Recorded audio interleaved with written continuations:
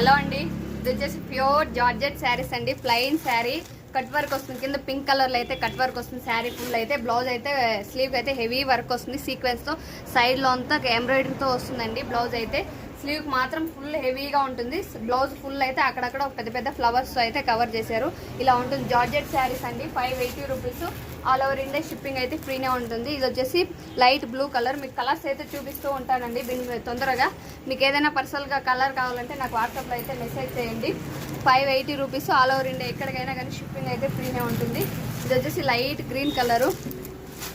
మీకు మొబైల్లో సరిగా కలర్స్ ఏదైనా కనబడలేదంటే నాకు పర్సనల్గా అయితే కలర్ అడగండి. నేను పర్సనల్గా అయితే కలర్ మీకు సెండ్ చేస్తాను.